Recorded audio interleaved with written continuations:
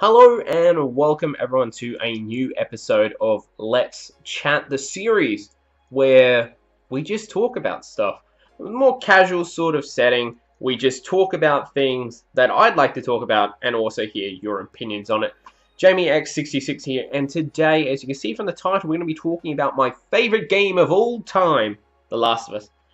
I absolutely love this game, and what I think is so amazing about it is the ending. Now, that's what I want to talk about, so if you haven't played The Last of Us, run away now, close the video, you don't want this spoiled. So, if you're still there, let's talk about the ending. So, in the ending, if you don't know the actual story of the game, Joel's taking Ellie to the Fireflies. She's immune to the Cordyceps virus. They think they'll be able to make an actual vaccine using her blood, or that's what we think anyways. But fast forward to the end, Joel gets to the Fireflies.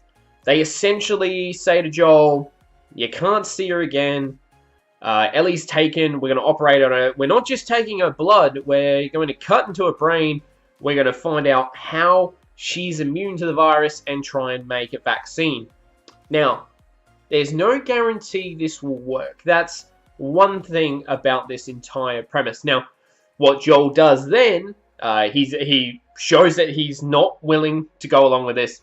The Fireflies try to send him out, and they threaten, if you cause a scene, we will kill you. Joel, with his old man strength, goes and takes down all the Fireflies. He saves Ellie. He kills Marlene in cold blood to save Ellie, stop the vaccine, the potential vaccine, and in the end, he says to Ellie, right at the end when she says, is this all true?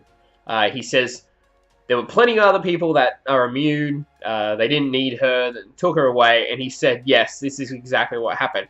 Now, a lot of people with that ending say Joel is the villain, and I can very well understand their point of view. I don't think he is. Now, there's many reasons. I've had a lot of years to think about this game, and I've replayed it last year, and I can understand why Joel did what he did. Now, let's be honest.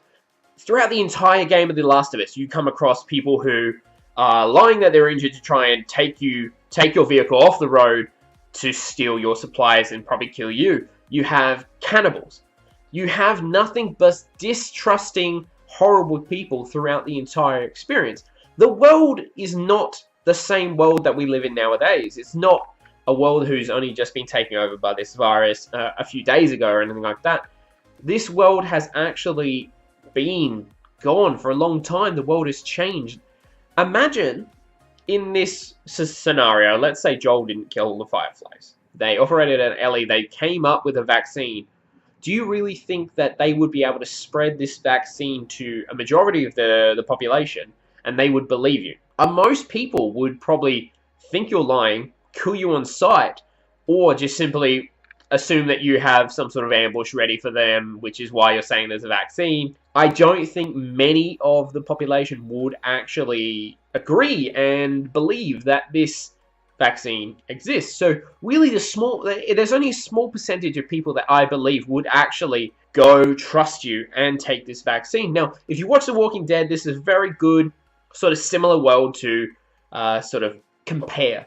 We see The Walking Dead where it's like, these people come into power, they have their own town, that's all they believe. They don't really trust outsiders. If there was a vaccine and you were in that situation, would you really believe these random people that are coming off the road just telling you, oh, we've got this vaccine, let us in, we'll give you the vaccine? You're probably going to assume that there is an ulterior motive. Now, not only that, there's no guarantee this vaccine would have worked in the first place. They could have killed Ellie.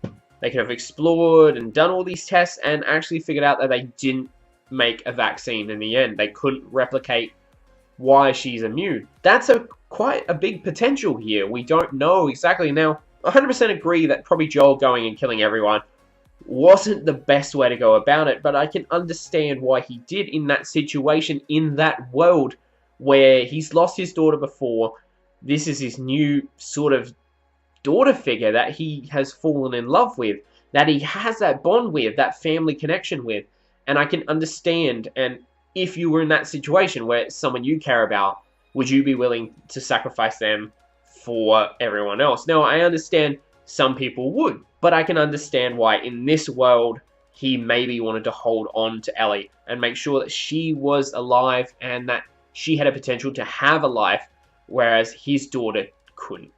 Now, as I said, I do think Joel killing everyone was probably a bit over the top, and I think that's where a lot of people lean towards him being the villain of the game.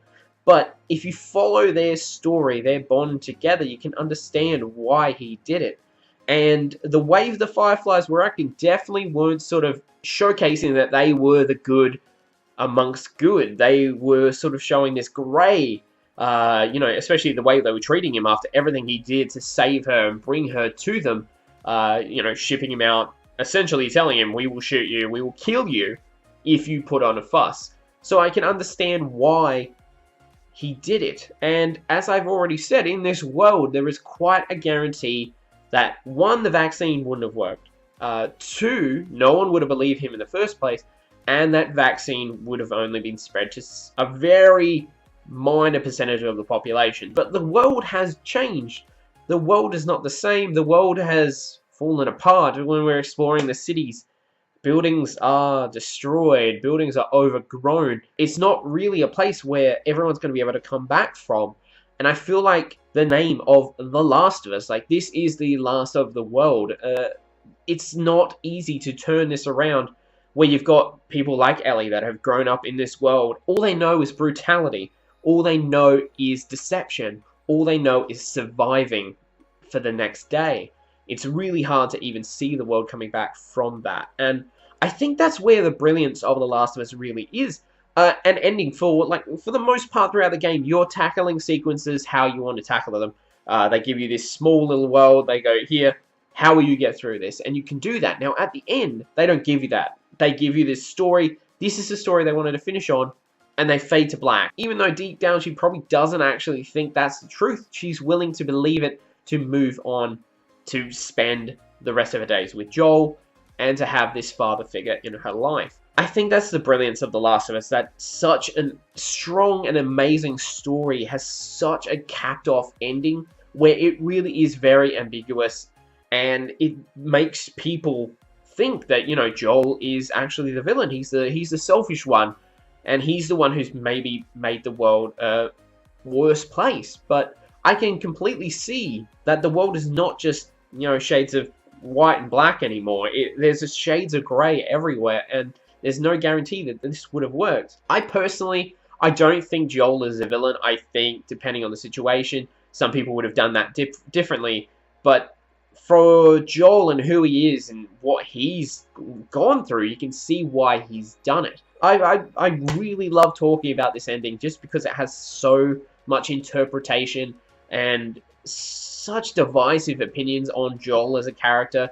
Now, a lot of people just completely turned on the character at that point, but I know a lot of people, myself included, absolutely love Joel, and he's one of the most in-depth and sort of not perfect characters in gaming because he has that background, that baggage, and he's not just good or bad. He has that moral grey standpoint, and because of what he's done at the end, he can have, conflicted opinions. And I think that's what we want from gaming. We want characters that you can dive into, that you can have different opinions on. And even though you don't have this branching dialogue tree of dialogue that you're going to go through and decide what it is, you get this ending that really does leave you talking about it years and years and years after. And I cannot actually explain how excited I am for The Last of Us 2. Like I said, it's my favorite game of all time, and re-experiencing it again last year just reiterated why I love the game so much, and I just can't wait for part 2.